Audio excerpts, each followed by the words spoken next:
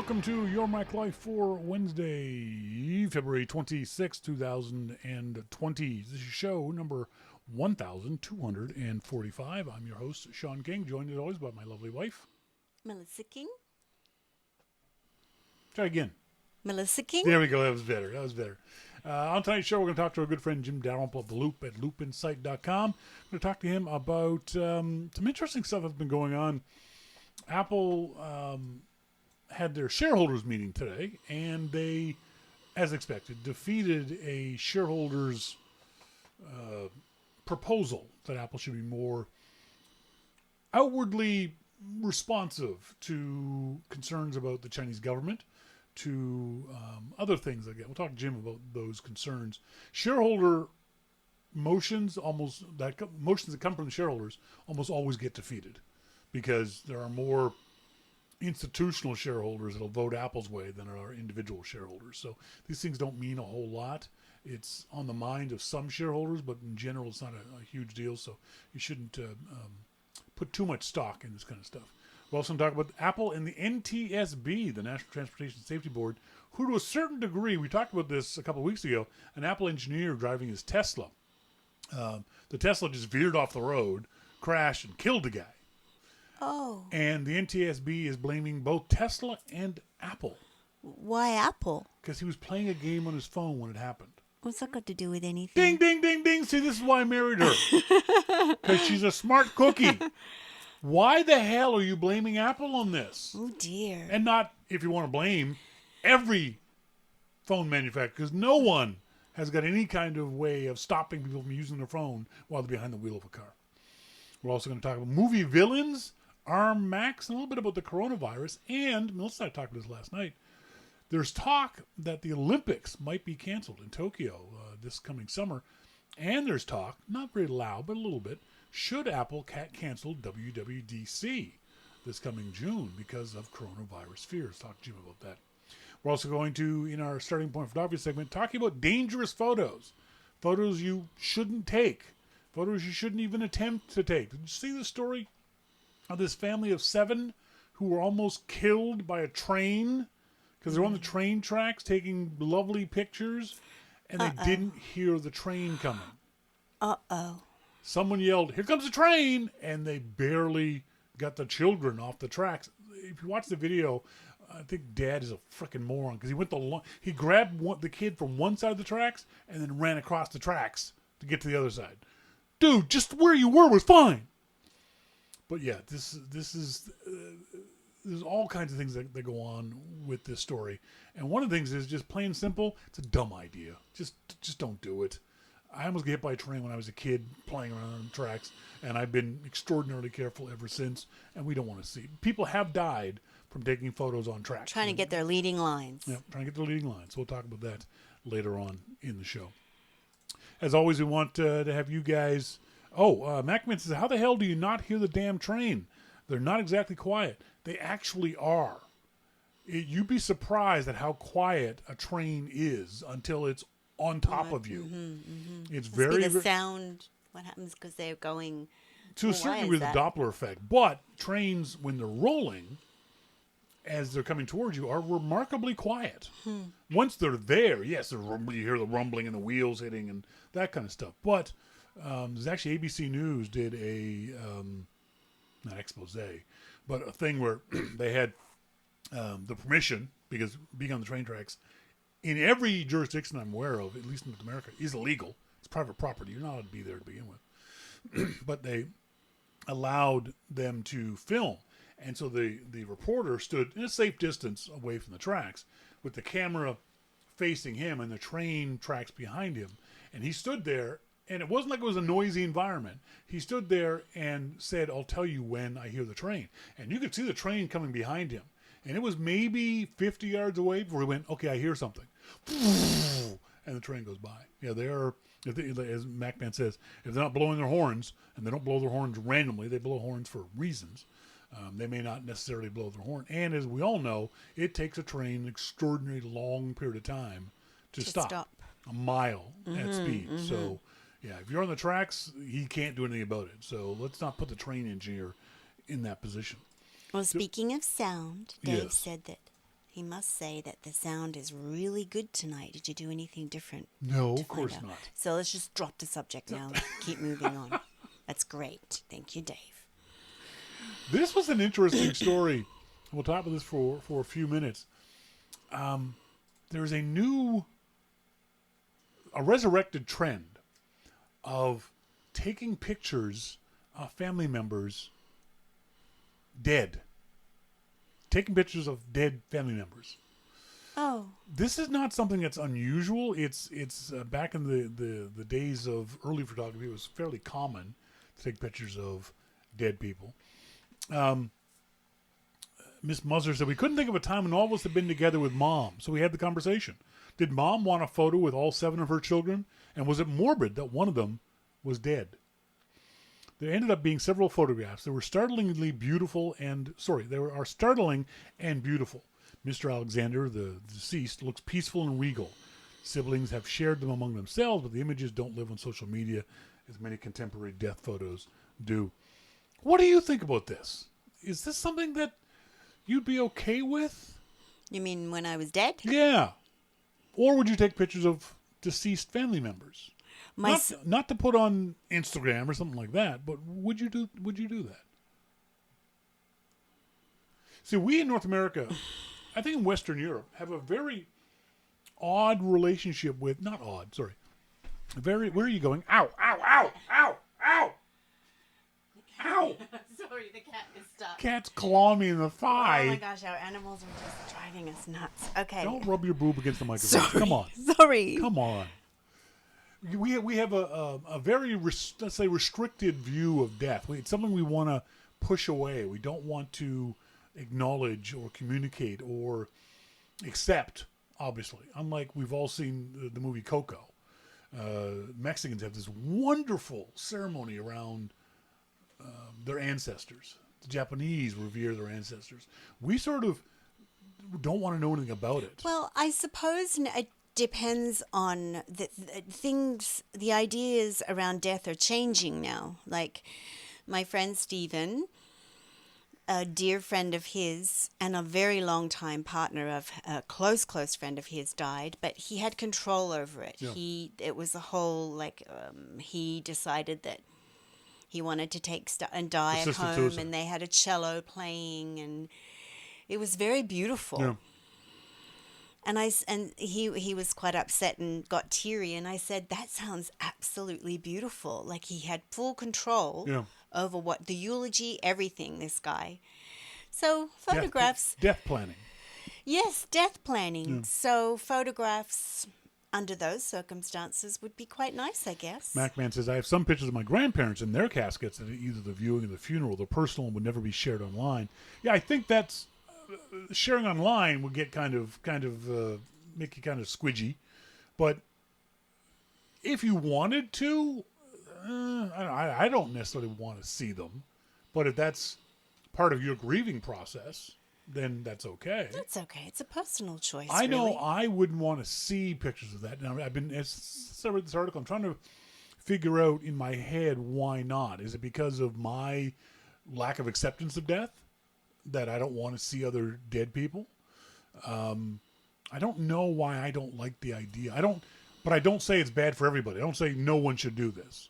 If that's something that's right for you and your family, then I have no problem with it. Mm-hmm. Like in this instance, that the mom had no pictures of all her children together, so let's take the picture. I don't know if that's a way I'd do it, but it would be done in a variety of ways, as long as it's not disrespected and becomes a bit of a jokey thing. I'm fascinated by how other cultures treat death and dying. Again, because ours here in the West is very closed off. It's very much it's a taboo subject. It's a negative. Yeah. Mm-hmm. Yeah. Would you plan your own ceremonies and things like that? The music and the eulogy, and I want these people to come and that kind of stuff? I think I would if I was at a point where I knew it was coming. Yeah. Mm-hmm. See, I wouldn't care.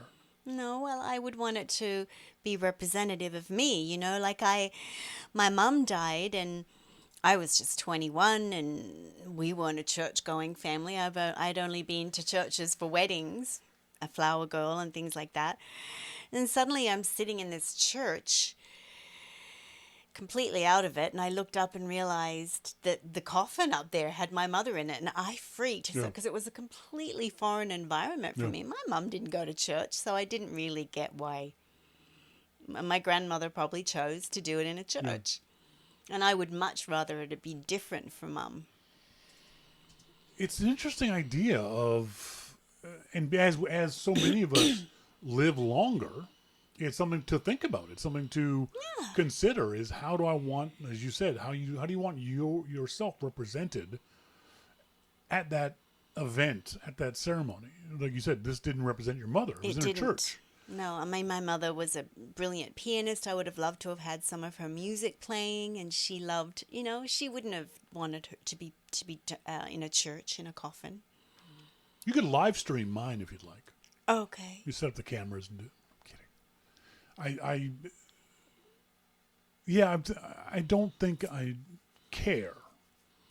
I don't care what ceremony happens or who says what or the color of the pillow I'm lying on. Or for me, none of that stuff matters. No, for me, the music that is playing I would want it to represent me, so my children would remember. Wow, mom loved that. See, I couldn't do that because I want Rage Against the Machine and Prince. That wouldn't be appropriate. Why? Cranking up 1984 or what's wrong with that? That would Pistol Grip Pump. It'd be a short ceremony.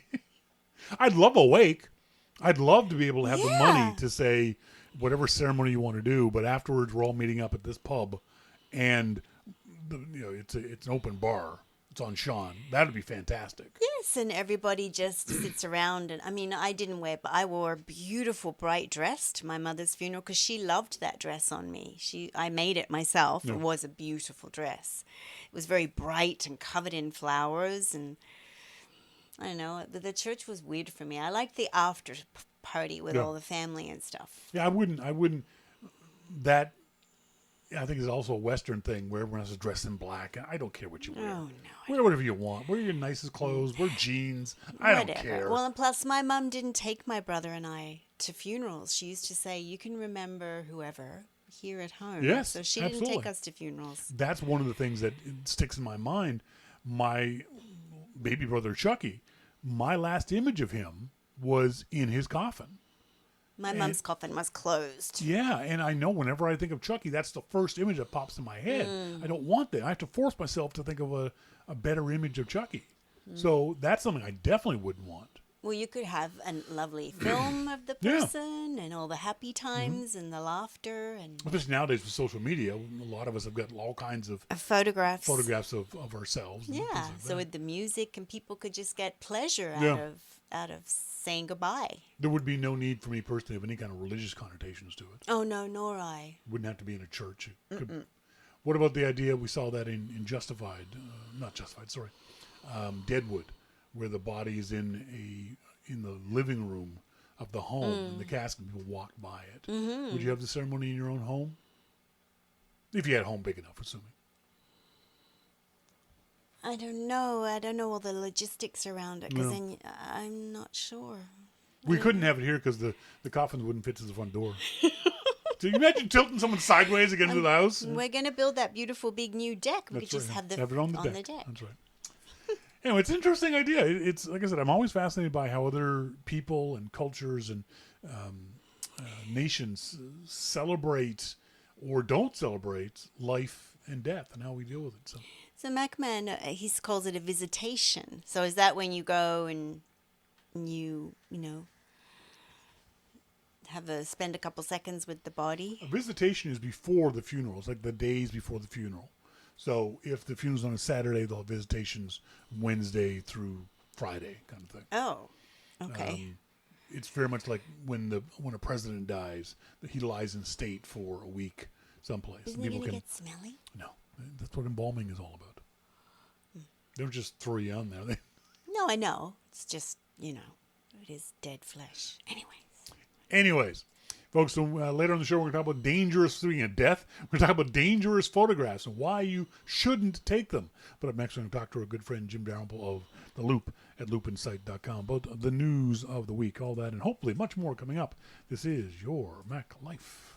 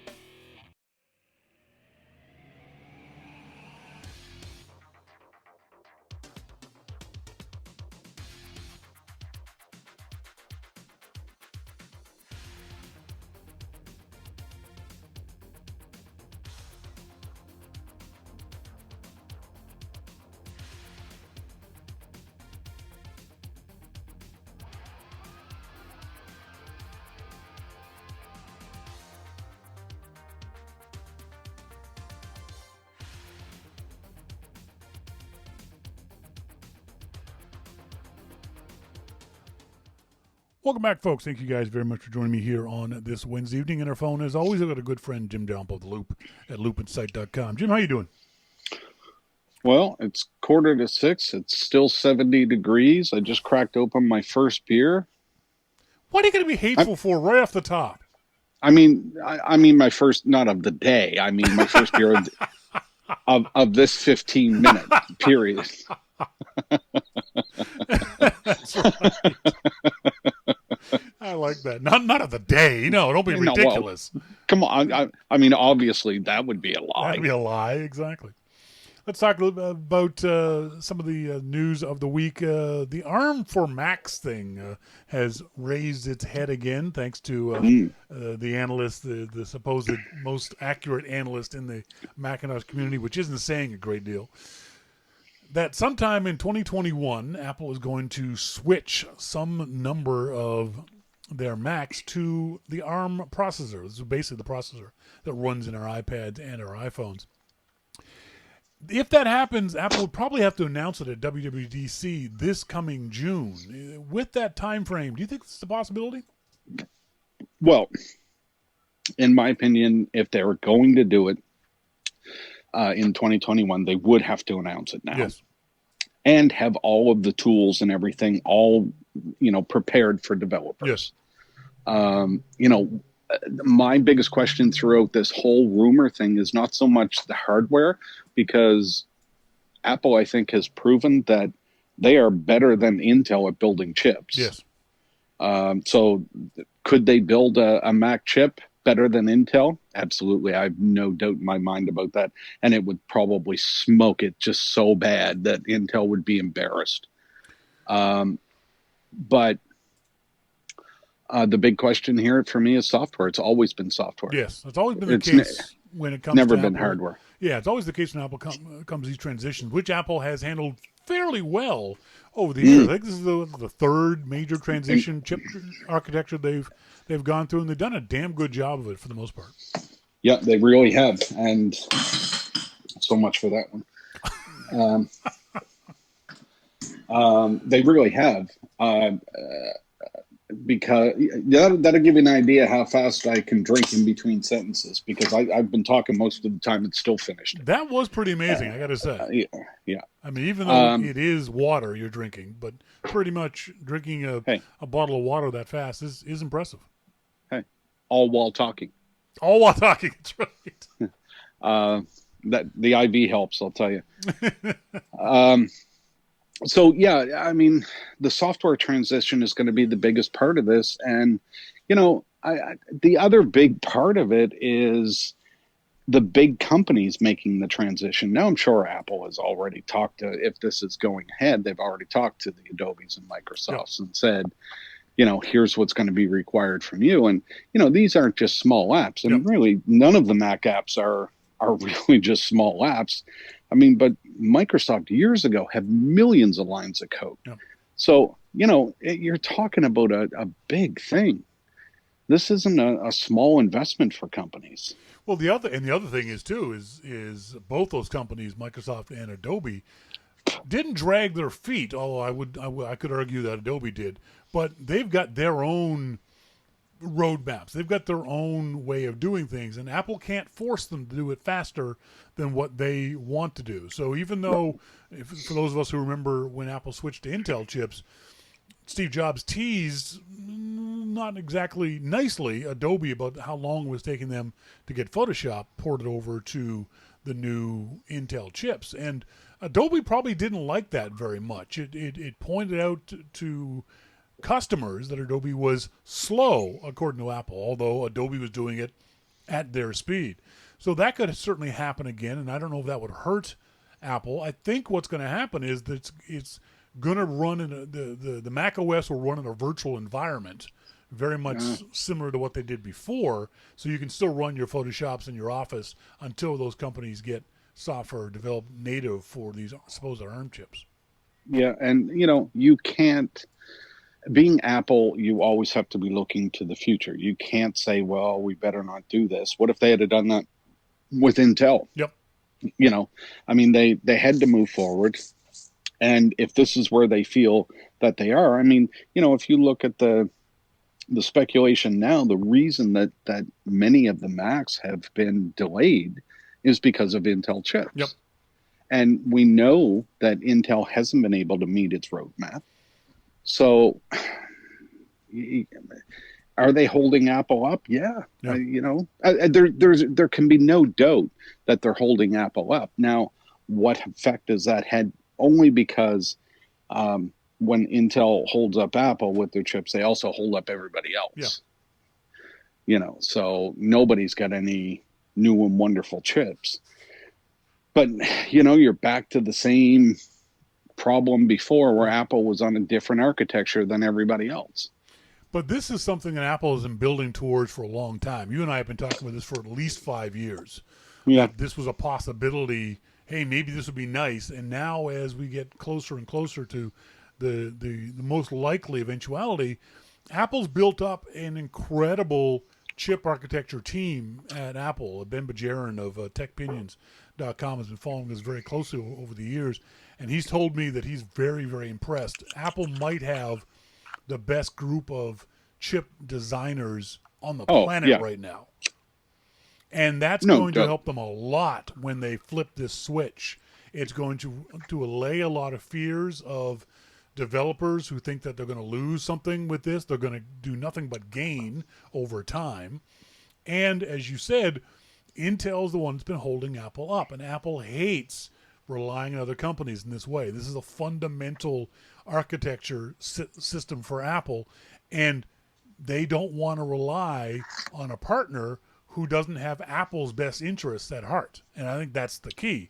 We forget that Intel makes billions of chips a year and has their own roadmap that is slow, and they can't and don't make things as fast as Apple wants them to.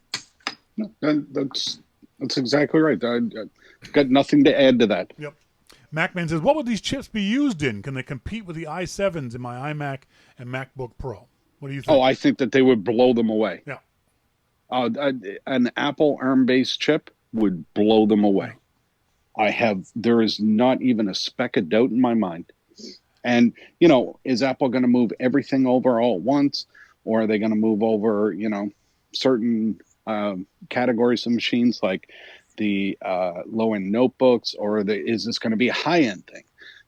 They've got to make all of those decisions. But there is absolutely no doubt in my mind that an Apple-made chip for a desktop computer will be outrageously fast. It's not that to me, that's the question. That's not the question. The question is the software. Yeah. What we have to keep in mind is that Apple is not going to release a chip on an equivalent previous machine that's slower than that previous machine. If it's to replace the chips in the iMac, that new iMac will be faster than the old iMac. If it's going to replace the MacBook Air, it's going to be faster. Apple would not take that step backwards. Not only that, I think that it would be also faster than the next generation of chip that comes out from Intel. Yep. Yeah, Apple's been working on this for a lot of years. There's no way that they would ever take that step backwards and never make these chips slower just for the sake of getting an ARM chip into an iMac or a MacBook Pro or whatever it might be. They will have, I would say, at least 20 to 25% speed gains on an iMac and probably 15% speed gains on a laptop with double the battery life. I think it'd be even bigger. Yep. I really do. And that's a good point, one that I was thinking about a couple minutes ago when you were talking about having the best chip teams. Don't forget that Apple increased the battery life in the iPhones this year, partly from the chip team, because they were able to go in and turn off individual little nanoid things when they weren't being used. I mean, holy crap, there's billions of these little transistors in there. And they were able to go in and turn them off to save battery. I mean, God. And, of course, they design their own batteries, too. So let's not forget that. MacBand in the IRC chat room says, even if they say 15% slower, but they could give you 20 hours of battery life, holy hell. But I guarantee you, Apple's not going to do that. There's no way Apple's going to have a slower chip just to give you more battery life. It's not going to happen. But they will have better battery life. Yes, absolutely. Because they have already proven with the best chip team in the world that they can eke out more battery life than anybody else. And then there's the added benefit of Apple going forward in, say they do this in 2021 at an event in September of that year. Apple's almost guaranteed of now being, for every machine afterward, they'll be able to iterate new, faster machines much faster than they can with Intel chips, because Apple will be driving their own architecture, and they'll be able to get speed bumps into machines on a 6-month basis, on an 8-month basis, and we'll see machines roll over much, much faster. Or even a yearly basis. Yep. I mean, let's be honest. Some of the speed bumps that they've had in the past couple of years has not been great. Yep. So imagine taking a chip that is, let's say, 30% more powerful than the current brand new Mac Pro, and just putting it in there and have everything work. Exactly. I mean, my God, that computer is already smoking fast. I mean, but to do that, I mean, Intel can compete because the Windows environment has the software. And right now the Mac has equivalent or the same software. Yeah. That's the only thing that concerns me. I keep saying it, but it really is. But you have to think, if you and I have been talking about this for the past 5 years, and let's be perfectly honest, we're not the smartest pair on the planet. Amen. All right. So if we've been talking about it for 5 years, that means they've been working on it for at least 7. Yeah. So they've already thought of all of the stuff that we're talking about now. So they have their plan set. Well, if this is going forward, their plan is set, and they handled the last transition really, really well. Yep. So, well, we'll find out at this June's WWDC. That's assuming WWDC happens. You think there's any chance of Apple canceling WWDC this coming June because of fears of the coronavirus? The MWC in Barcelona was canceled. There have been other conferences that have canceled. There's talk of the Olympics possibly being canceled. Do you think Apple warned shareholders at the meeting this morning that they should take precautions when they come into the meeting? You think this is a possibility that Apple might just not have a WWDC, a physical WWDC this year? Well, I can't say no to that. Yeah. Because this is getting very dangerous. I mean, it has been dangerous, obviously, but when Mobile World Congress and some of these places have already canceled, and then you have WDC in a place that a lot of people are flying from China to. Yep. Oh, yeah. I mean, that's a damn good question, and I just don't know. I would not be surprised if Apple did it that way. That they said, we'll have a virtual WWDC. Everything will be live streamed, and you can sign up as you normally would, and you'll get the secret URL to watch these videos. I think Apple can do that. They can, if anybody can pull it off. Apple would pull it off because they already video all of the sessions anyway, and if you're a developer who can't make it to WWDC, you could still watch those videos. There's no real reason to have a physical WWDC except for the FaceTime, except for the hallway conversations you have. You meet a guy at a bar and you find out he's working on a project and you chat and those kinds of things. Plus the people getting together, and you can meet a guy that works on a project that you go, oh, that's really interesting. Maybe we can work together, that kind of stuff.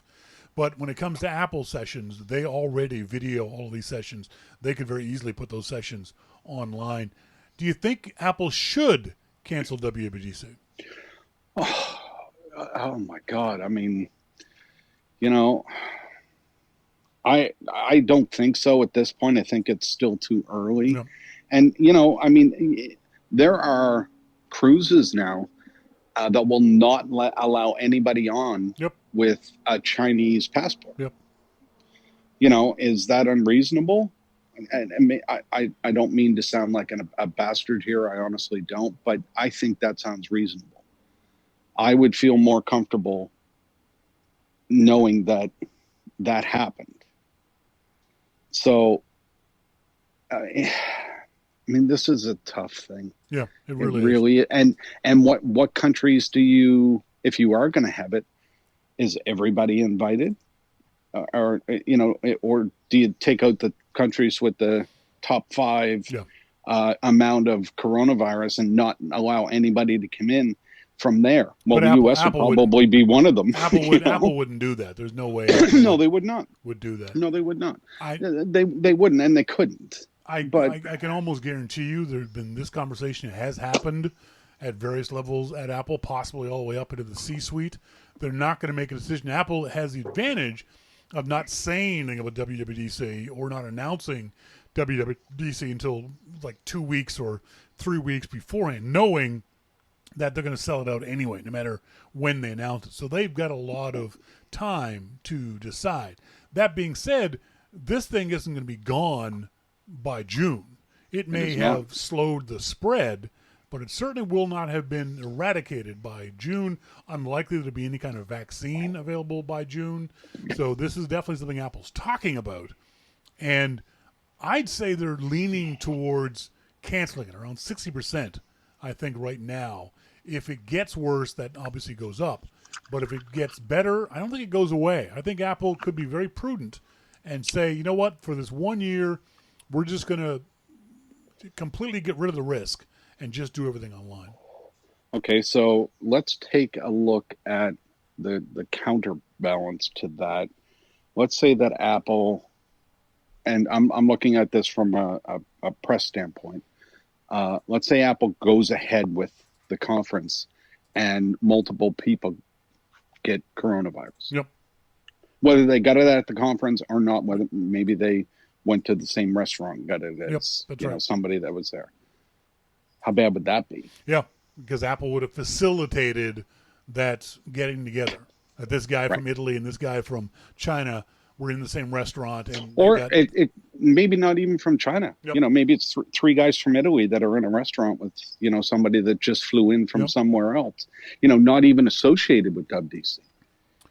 But yet those guys wouldn't have been there if it hadn't have been for the conference. I mean, this is a very, very, very, very tough thing.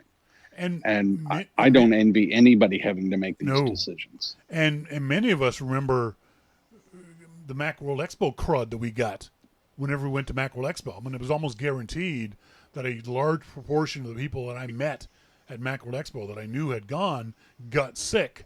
Oh, yeah. Either at Expo or in the weeks afterwards. I know I did probably about half the time. Half the time, really at nasty least. cold Yep. and just felt like shit for 2 weeks after Macworld Expo. That was very common. I remember flying home from a Macworld Expo I had pneumonia by the time it was time to go home. Yeah. And when I landed in Halifax, the plane touched down and we were pulling up to the gate and I was coughing up blood. Oh. Yikes. Yeah.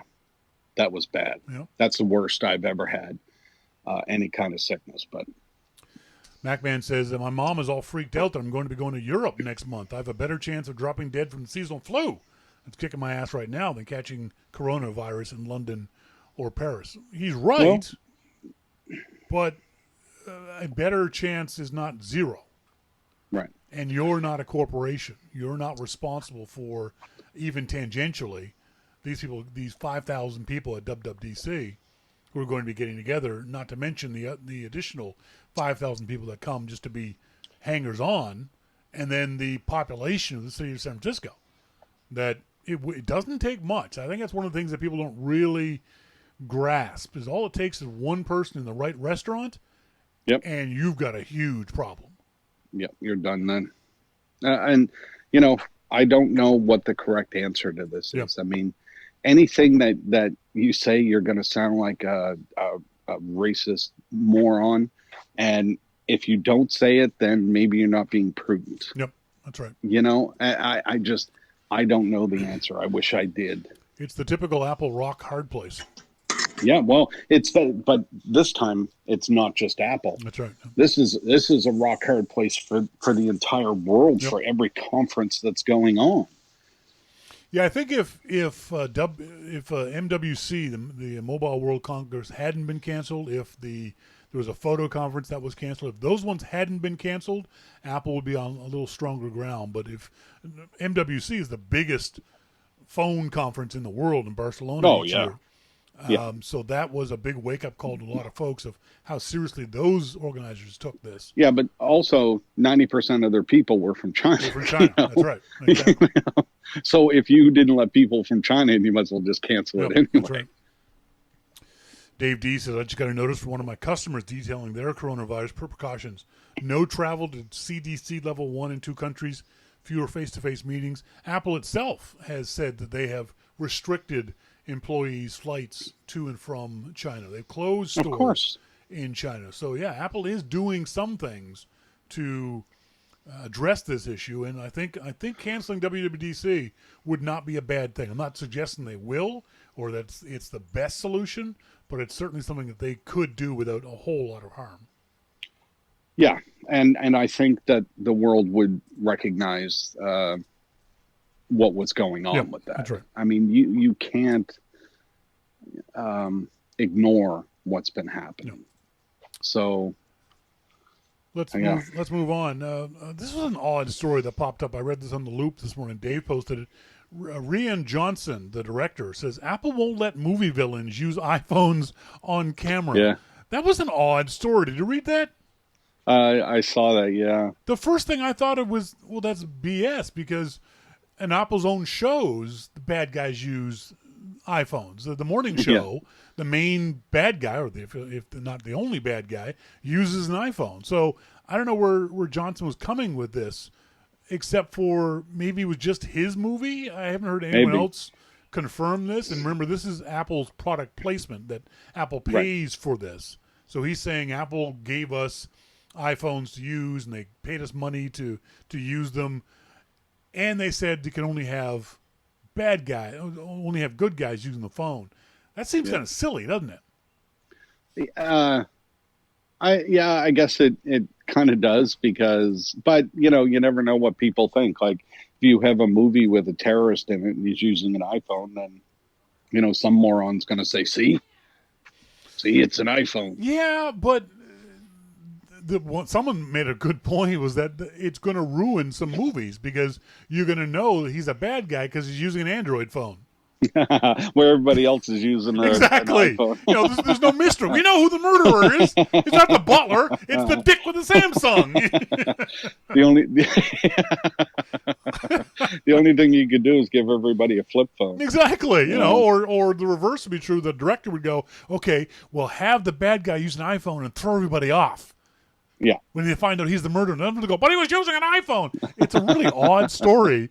I like the video that it came from because I love how directors will dissect their shots from the movie Knives Out, which I wasn't really crazy about, but it was interesting to watch him talk about how scenes were set up. There's a great YouTube channel. It's no longer adding videos, but it was called Anatomy of a Scene, where a film expert, critic, took various scenes from movies, Hitchcock movies, and that kind of stuff, and dissected them and showed you what was going on. It was fascinating stuff. Cool. And this was the same kind of thing. But yeah, this one tidbit that everyone picked out that said Apple won't let them do that seemed kind of odd to me.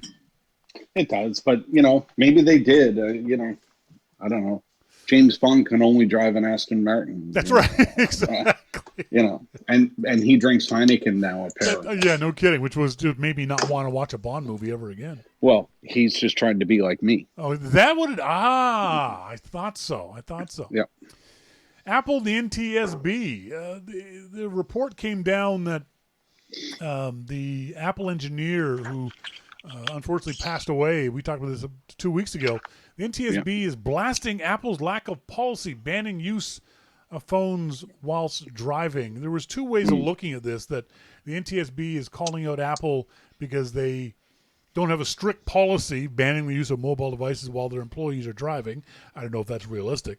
But also not doing something in general when it comes to phone use behind the wheel. What were your thoughts on this? Well, I thought it was ridiculous. Yeah. What difference would it make? I mean, this guy, we found out that this guy that was letting his Tesla auto drive was gaming on his iPhone. Yep.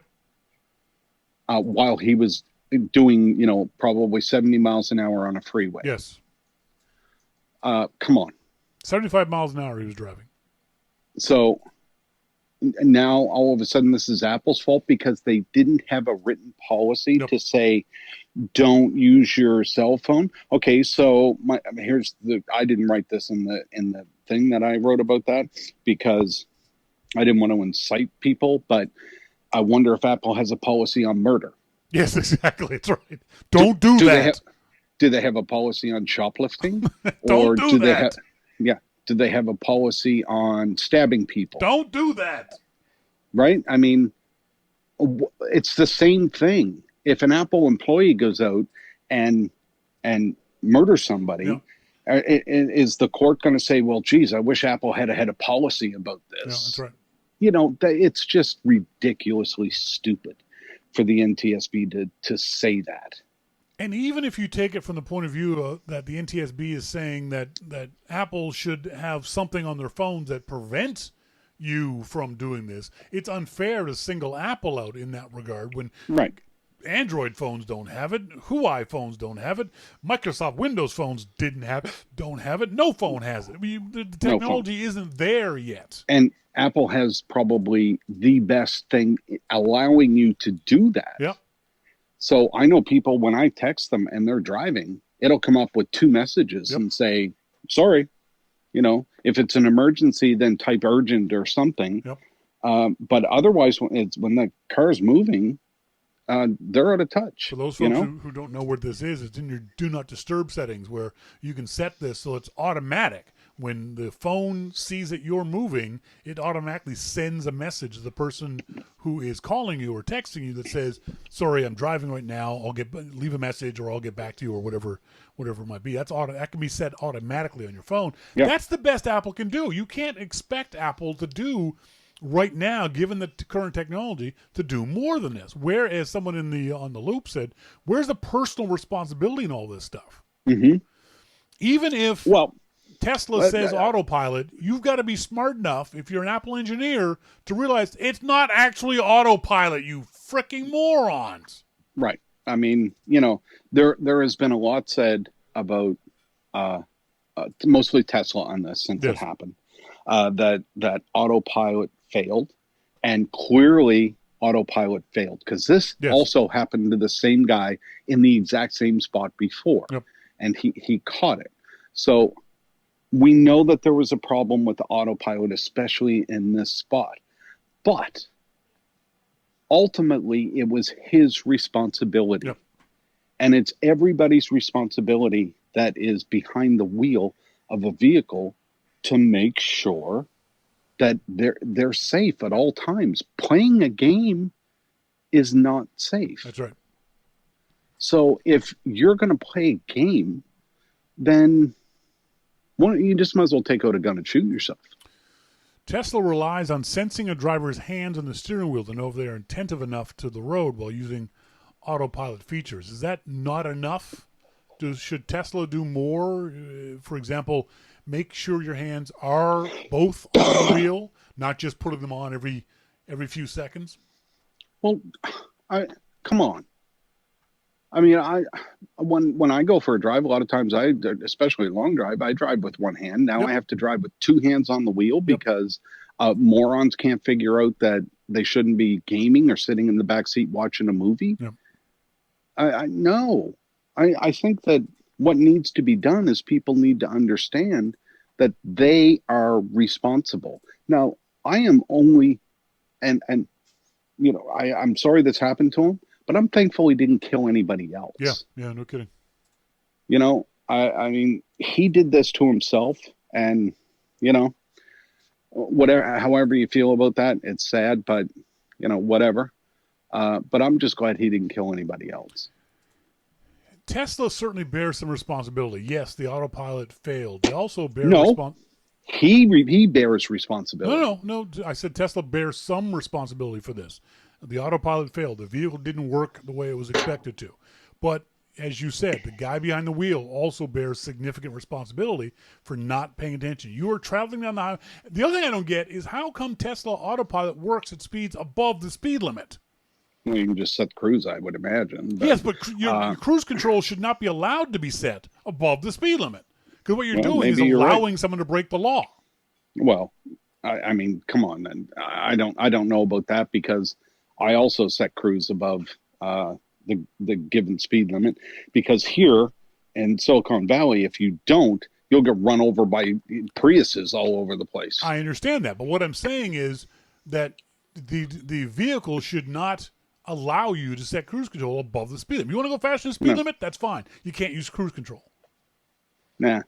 My motorcycle, previous versions of it, cruise control was maxed out at 88 miles per hour. And guys were pissed off that they couldn't go 100 on cruise control on a motorcycle. Wow. Wow. I'm sorry, 88 miles an hour on cruise control is fast enough, dude. I didn't even know motorcycles had cruise control. Yeah, they do. Well, that shouldn't be allowed. Why not? No way. Why do you get in your fancy ass car, but I can't have one on my motorcycle? No way. No Why not? way. No way. No. I just no. I use cruise control all the time on my bike. Oh my God.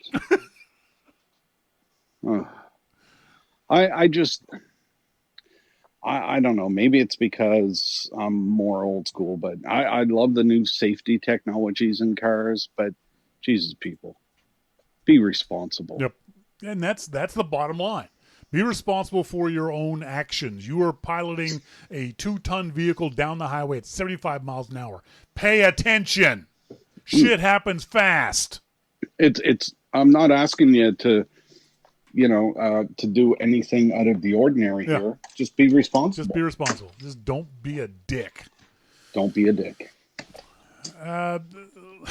We got to talk about this story because we're Canadians. David Ayres, emergency goalie. Now, for those folks who don't understand, every hockey team has 2 goalies. There's a guy in the net on the ice, and there's a backup.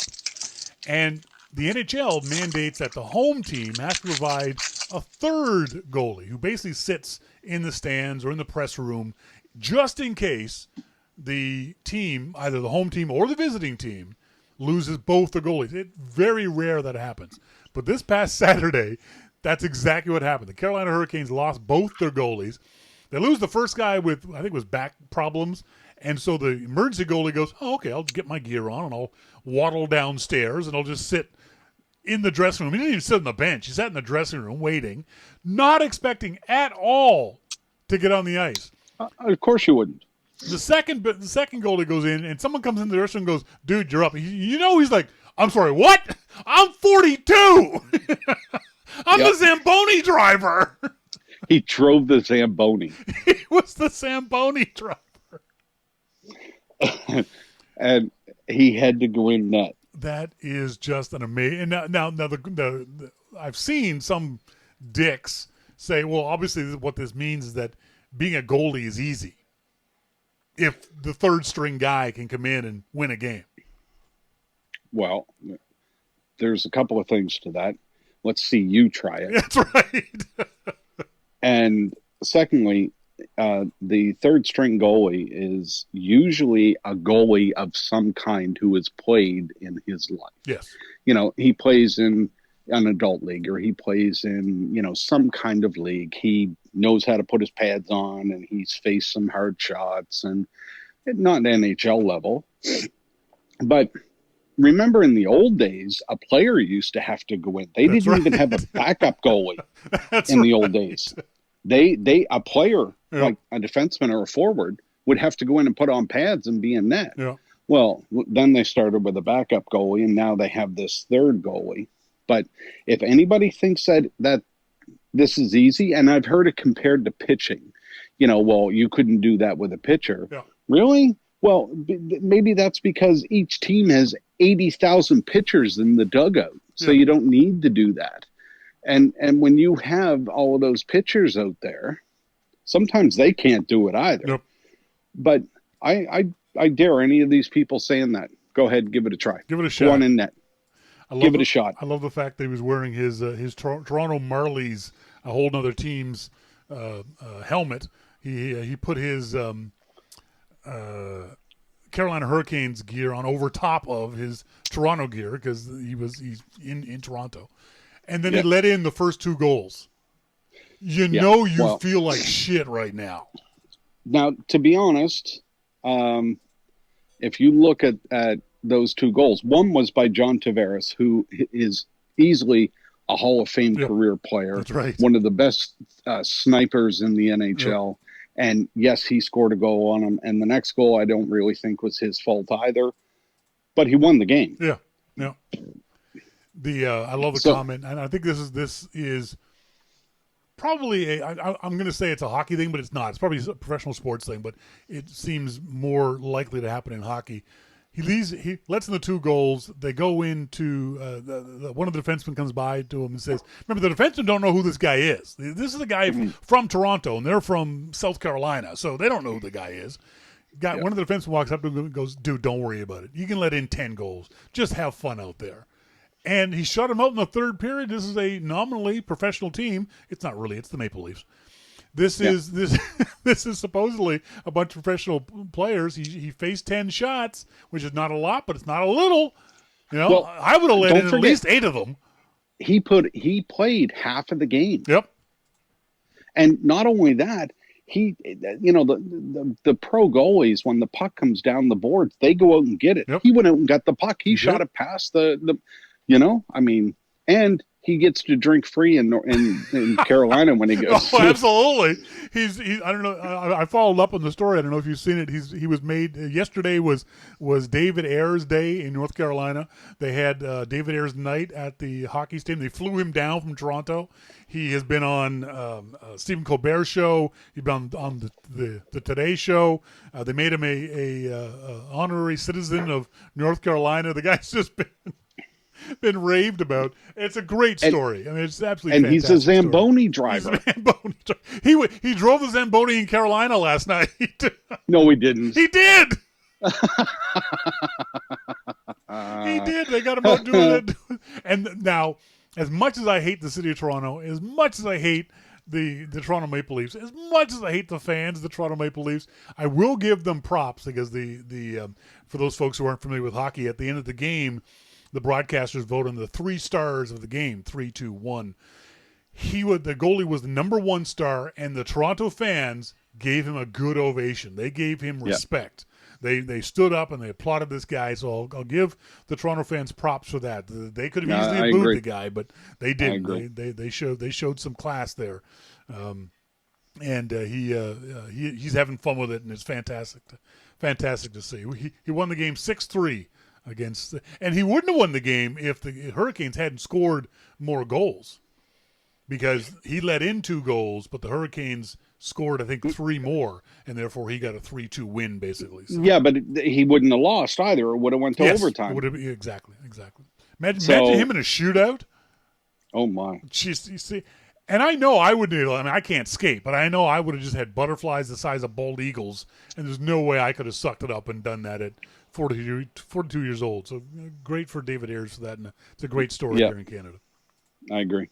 Folks, been talking to Jim Dalrymple of The Loop at loopinsight.com. He's here each and every week. His podcast is called The Dalrymple Report with Dave Mark. Jim, thanks for joining me, buddy. Thanks a lot, Sean. Talk next week. Sorry, I cut him off. I hit the wrong one. Sorry, Jim. Hit the microphone wrong, and Jim didn't get to say goodbye to you guys.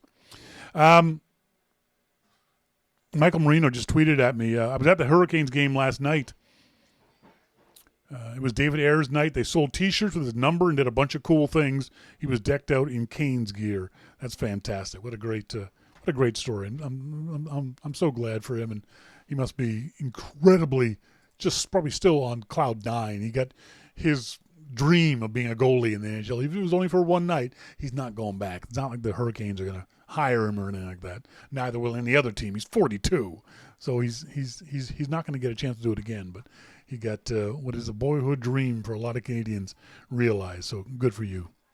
Folks, when we come back, we're going to talk about dangerous photos and why you shouldn't take them. All that and more coming up. This is your Mac Life.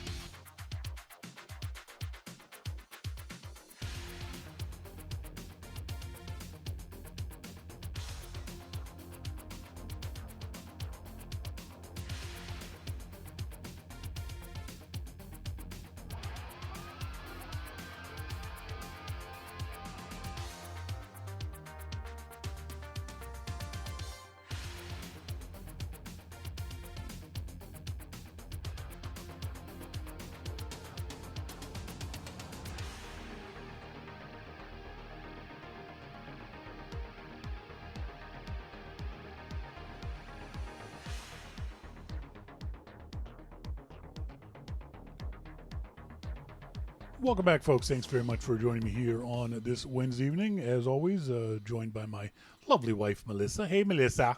Hi, Sean. Have you ever wanted to take a dangerous photo? I don't think so. You have a thing that you told me and Rory when we were in Australia about waves and the ocean and the warning you gave us. What is the warning? You never turn your back on the ocean. Why not?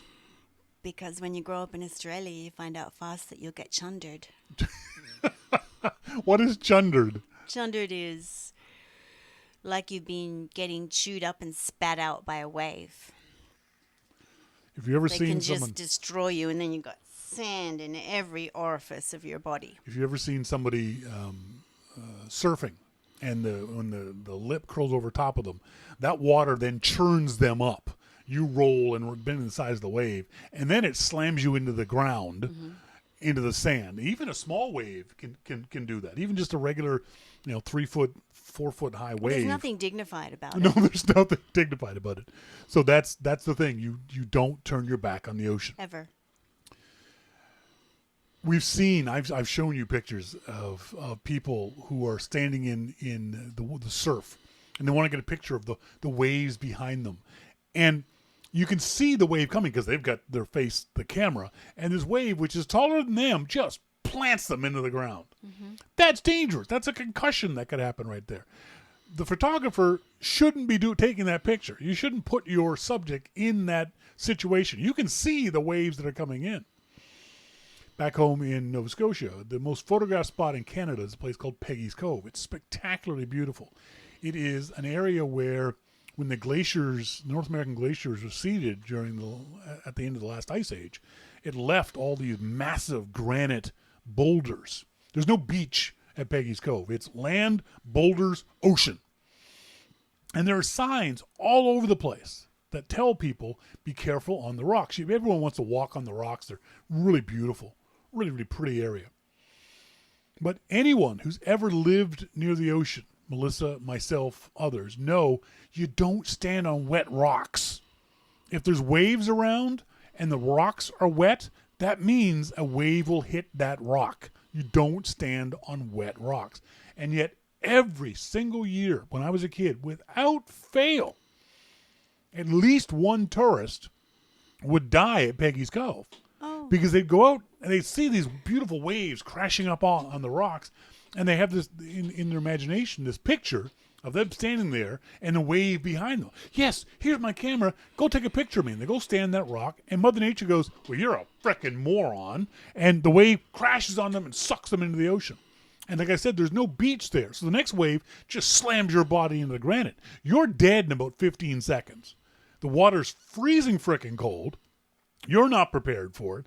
Mother Nature's bashing your brains out on the rocks, and there's no emergency that can get there fast enough. Nobody can pull you out. No, there's no way. Being in Canada, No. that there's not fenced off. Because in Canada is obsessed with safety. True, but Peggy's Cove is open to the water. You can get on a rock and touch the ocean. Like I said, it's not a beach. There's rocks there that you can stand on. And we see people all the time taking pictures in these dangerous situations.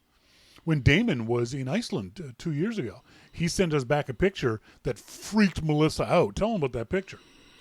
Oh, well, Damon loves waterfalls and fog, and he loves nature. So he would be sitting on the edge of a massive waterfall or beside it, like beyond the fence for safety. And he would take pictures. And where was that place that you and I went to that had all the waterfalls? We had to walk up. There was a fence. And we had to walk on the up. way to beyond Whistler. Okay. Can't remember the name of it right now. So we go to this beautiful place with half a dozen more waterfalls. It's fenced in. Mm-hmm. And we saw at least half a dozen kids on the other side of the fence. Oh, and Damon goes on the other side of that fence and sits. I've taken a picture of him there. So you took a picture of him there. Oh, but he was out on a big boulder. The fence is there for a reason. Oh, but it's Canada's. See, this is the attitude. This is the problem. He was fine. He's done it many times before, and he did it on his own. But all it takes for him to slip once, and he's bashed his brains against the rocks. He was safe out there. But you don't know when you're going to slip or not going to slip. We get into a car every morning. This is the most dangerous thing we could ever do. That's He not was the same fine. thing. He was fine. He was. I've seen pictures many times of people on train tracks. So one of the things we talk about in the photography classes is the idea of leading lines of whether actual physical lines or tree line or bushes or railway lines that lead your eye into the photo. And sometimes those photos are really, really pretty. You go to a railway track and you take a shot, get down really low, and take this long, low shot of the railway track. Now, the problem with that is, one, it's illegal. Being on railroad tracks in every jurisdiction I could find in North America, at least, is illegal because that's private property. It's trespassing. So right there, you're not allowed to do that. Secondly, it's been done. You're not taking an original photo. There's nothing that you're going to shoot on that's going to be something someone else hasn't already done. So it's a boring photo. It's a cliche. It's been done 1,000 times before. And thirdly, as we were saying at the beginning of the show, it's incredibly dangerous. You don't know how quiet a train is. If you live near train tracks, go there one day. Don't go on them, but go near them. Turn your back to the direction of travel of the train and see when you can hear a train. You'll be surprised at how quiet a train can be. When it's right next to you, no, they're very loud. They're very noisy because of the rolling stock, the wheels on the tracks. It's very noisy.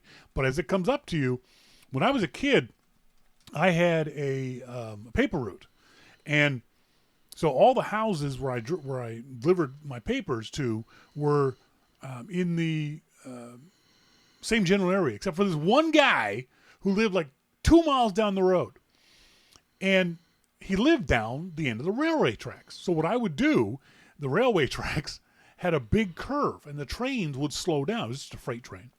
The trains would slow down coming to the curve. I'd jump on the train. Mm-hmm. And I would just hang there. I'm like 11 years old. I would just hang there, and it would take me down there. I'd jump off. I'd deliver the guy the paper, and I'd walk back. There's one day I'm walking back, and I hear a train horn. I look up. I don't see a train. That's kind of weird. I'm 11 years old. I'm walking along. I'm hopping the tracks. I'm bouncing on the tracks. I hear a horn. I look up again. There's no train. Where's the horn coming from?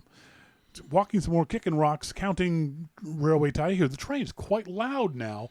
Then I look behind me. Mm-hmm. The train was about 100 feet away from me.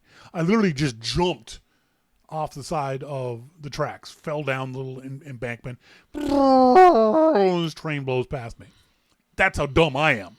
But you don't realize how quiet a train can be.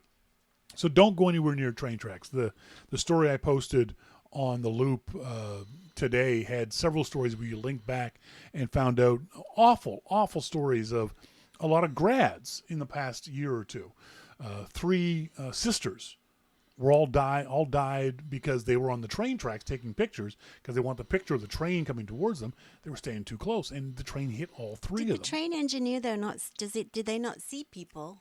Well, sometimes they do, but people can be off to the side wearing dark clothes. But even if they do see him, even if they do see you, he can't stop fast enough. No, but they could really, We could honk the horn, certainly. Maybe they didn't hear the horn or whatever it was.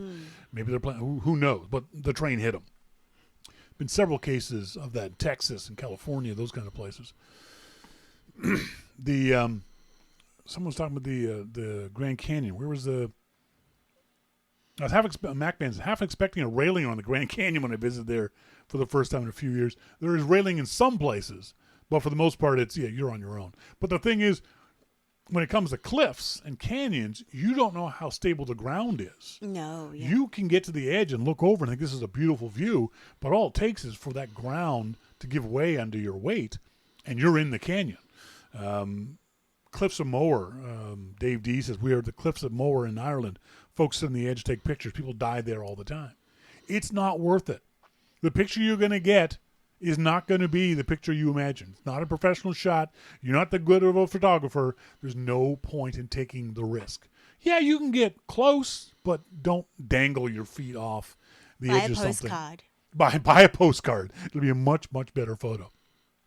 I've seen pictures of people swimming out to waterfalls, thinking they're going to stand on the rocks of a waterfall.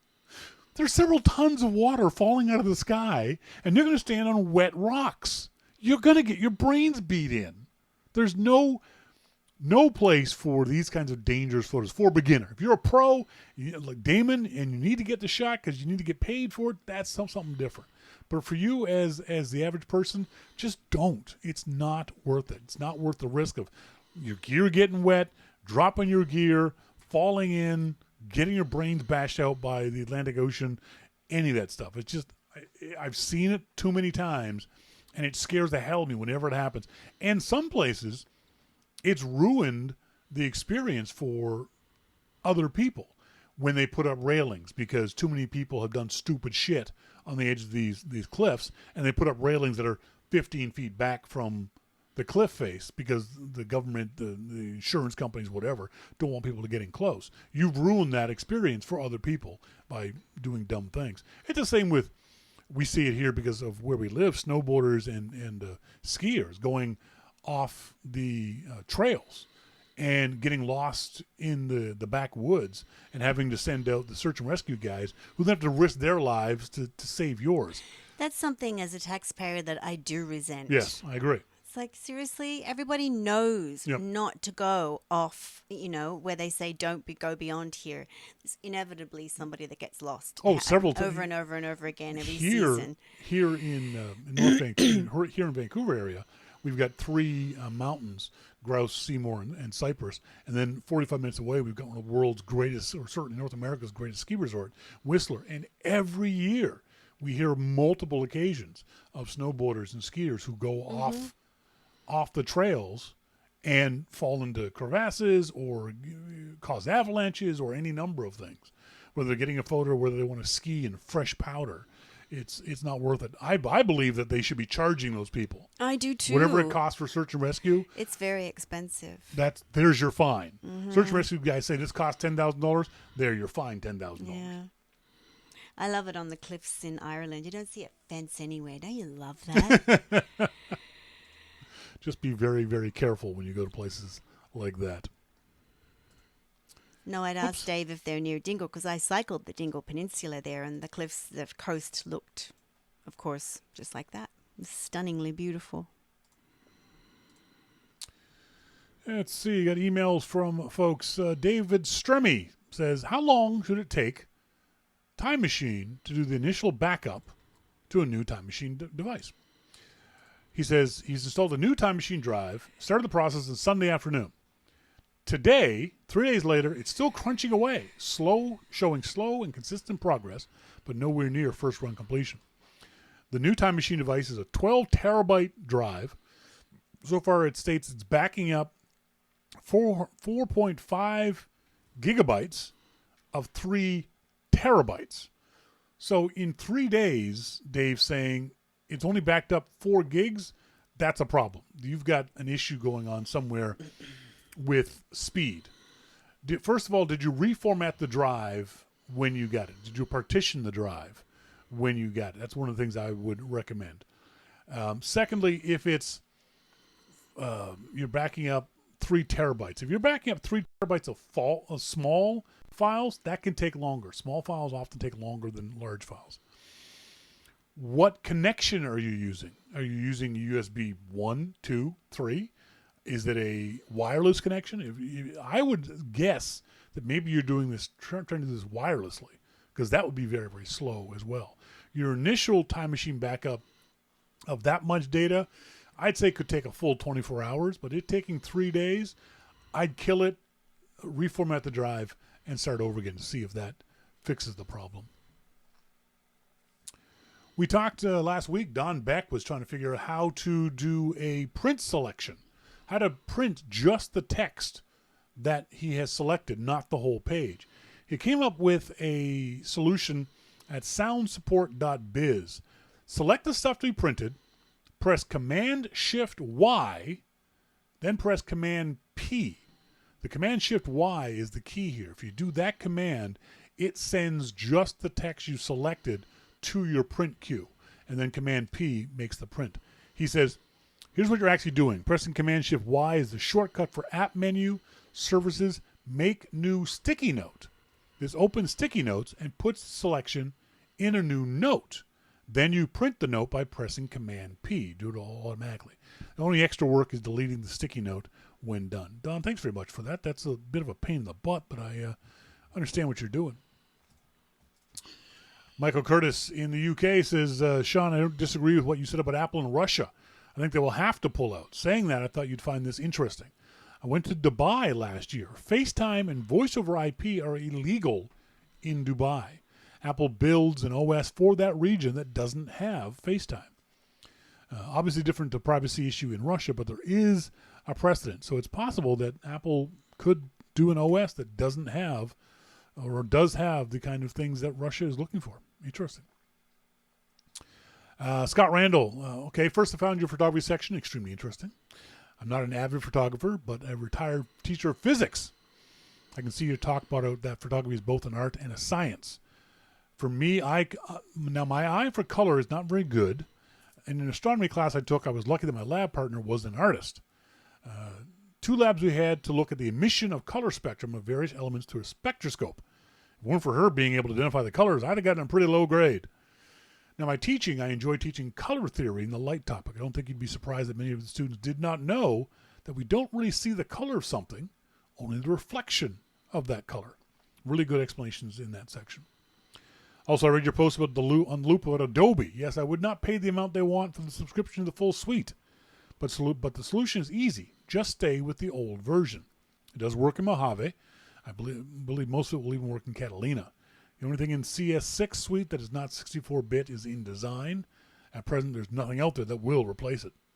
If the time comes I can no longer use Mojave, I can run CS6 in one of the older OS versions through a virtual machine like Parallels, so I see the solution to this problem is fairly easy.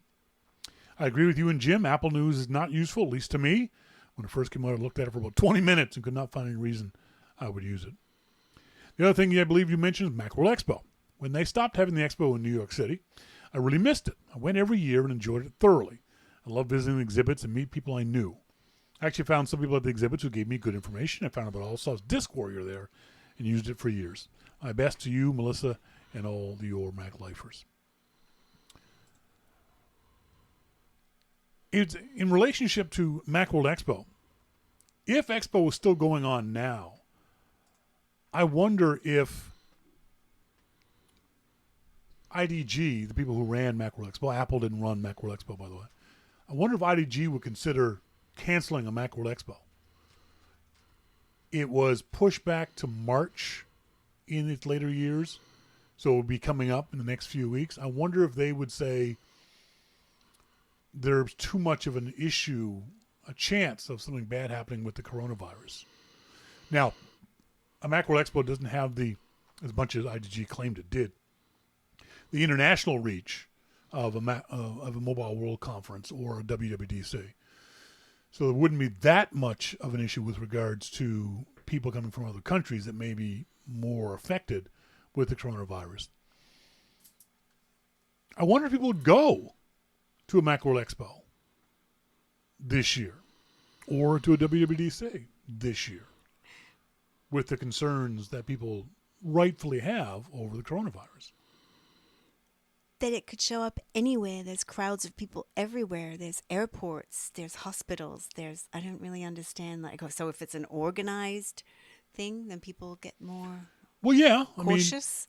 My odds of getting it are low compared to your odds, even though we're in a place that hasn't got any reported cases. You deal with children all the time. Mm-hmm.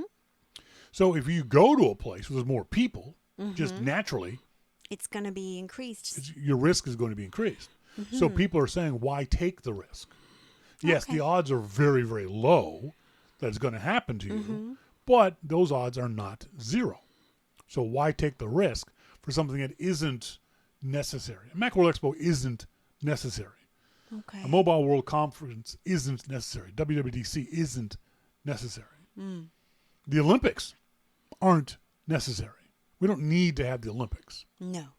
Melissa and I were talking about this last night. Do we need to have the Olympics at all? Has the Olympics served their purpose, whatever purpose that might be? Yeah, because it's kind of become something else that they didn't really originally represent. And I wonder how much of my blah feeling with the Olympics is due to age and the fact that we don't have TV Listen, I don't have cable TV. I'm not nearly the sports fanatic I used to be. I loved the Olympics up until maybe 10 years ago. I watched it, all of it. I'd record everything, and I'd watch all of it.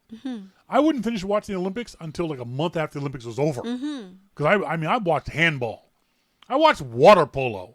You know, if it was on, I recorded it, and I watched it. Dressage, horse dancing.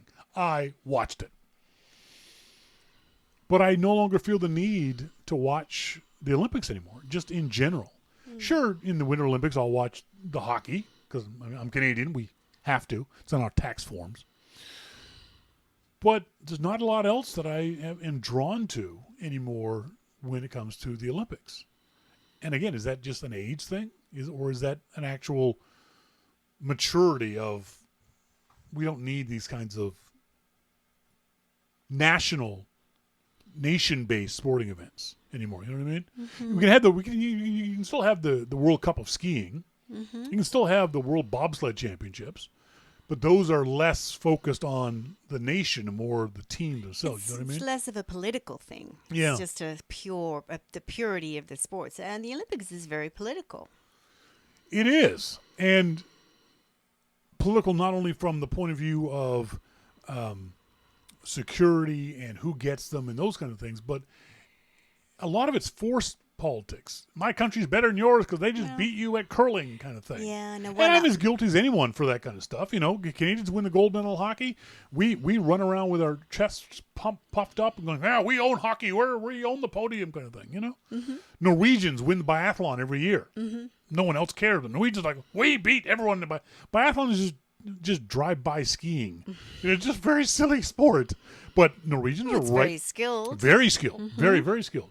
Norwegians are rightfully proud of that. But do we need that kind of nation-based competition? There's enough competition just between people. I think it's one of the problems I have with the Olympics is the nationality aspect of it, the medal count.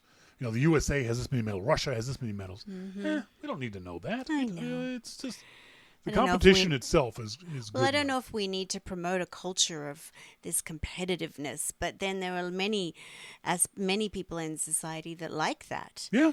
Young sports people that want to keep going, and then their Olympics is the dream for them. So, but the Olympics can be replaced by the yearly world championships of that sport. Like bobsled, no one pays attention to bobsled except during the Olympics. So, but the bobsled has a world championship every year. There's a whole tour of bobsledding. Guys do it professionally. So that should be good enough. You know, do we need the expense and all the baggage of the Olympics? Well, anymore? and the Olympics can't have professional sports people. They do. Can they? In some sports, they can. Something, for example, basketball. Oh, they have Professional basketball players. Hockey. They Professional have hockey players. They have professional hockey players. Yeah, Sidney Crosby and played in the Olympics. Okay. And Mary Lemieux played in the Olympics. So a lot of guys played in the Olympics. So there are some sports that do allow professionals to play. And certainly the major sports, tennis players. Serena Williams, obviously not an amateur, won an Olympic gold medal. So there are lots of athletes who are professionals and participated. The amateur aspect of the Olympics was long gone. Hasn't been around I don't like for that. I think the professionals, we know that they're on the top of their game, and I think it's fair to have them not in the Olympics. But that's the problem. Not every country followed those rules. So, for example, Russia, in hockey, the athletes weren't professional hockey players, but they played for the Red Army team. They were getting paid to be Army guys, but they were hockey players. Same with the basketball players. The basketball players weren't professional. They weren't in the NBA, but they were professional for all intents and purposes basketball players. And America kept losing to them because they were just better than the American college guys. And so once they got the pros against pros, Americans kicked their asses. And rightfully so. They're better basketball players. Mac Ben says, I can remember watching that Rob Williams special live on HBO and seeing Sean down front. when I heckled Robin Williams during his Olympics bit. It's a bizarre thing to do. Oh, yeah. Yeah, we've talked about that too, is having a dedicated Olympic site. Yes. There's a few of them around the world, and we're just going to rotate them instead of all this silly bids and Olympic committee and all that stuff. But it wouldn't solve the problem of it's still a nation-based competition. Yeah. As opposed to being a person-based competition. Yeah. I mean, the Tour de France. Tour de France has 100 riders, and their nationality is tangential to the team they're riding for. And the teams are professional teams. They're professional companies that advertise like you would see normally, but it's not a nation base. It's not the French team versus the English team versus it's the agency newspaper team versus the oil company team. Mm-hmm. That's even more commercialized, but it gets that political situation out of it. What's wrong? Because the puppy's chewing on things. Oh, jeez. It's he's a chewer. He is a nibbler. But he's getting a little tonight, anyways. I love my puppy. I'm very tired, though. I would like to sleep in. Okay. We'll let Melissa go. Folks, that's it for tonight's show. I want to say thanks, as always, to our good friend Jim Dalrymple of The Loop at loopinsight.com for joining us here on the show. Thanks to you guys for being tuned in live or via the archive, however you so choose to tune in the show. As always, you can send us emails to onair@yourmaclifeshow.com and subscribe to Your Mac Life. It's a free podcast, but if you go to the website at yourmaclifeshow.com, over there on the left-hand side, you can subscribe for $2, $5, $10 a month. That money goes to us. We spend it, and we are happy because we like money. There's nothing. It's necessary evil. That's just the bottom line, folks. Thanks very much for joining us. As always, I've been Sean King. I'm Melissa King. And you've been listening to Your Mac Life. See ya. Bye.